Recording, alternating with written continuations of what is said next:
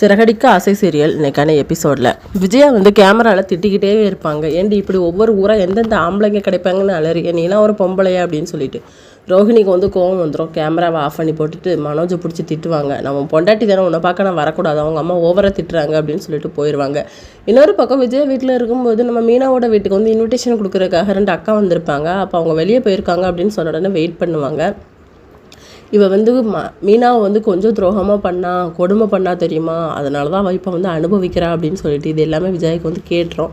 இன்னொரு பக்கம் முத்துமீனா 2 பேருமே ஹாஸ்பிட்டலுக்கு போயிருப்பாங்க. இவங்க பூ கொடுக்க போயிருப்பாங்க, அவங்க சவாரிக்காக போயிருப்பாங்க. அங்கே கிருஷ்ண ரோஹிணியும் வருவாங்க. என்னாச்சுன்னு சொல்லி கேட்கும்போது எனக்கு தலைவலிக்கு அப்படின்னு சொல்லிட்டு ரீசன் கேட்பார் முத்து. அப்போ அம்மா ரொம்ப டென்ஷனாக கத்தும்போது எனக்கு வருது அப்படிங்கிற மாதிரி, முதல்ல உன் குழந்தைய பாரு, அதுக்கப்புறம் அடுத்தவங்களுக்கு அநியாயம் பண்ணலாம் அப்படின்னு சொல்லிட்டு அட்வைஸ் பண்ணிட்டு போவாங்க. அப்புறம் மீனாவோட அம்மாவும் வந்துடுவாங்க, இன்விடேஷன் வாங்கிட்டு போயிடுவாங்க அந்த லேடிஸ் எல்லாருமே.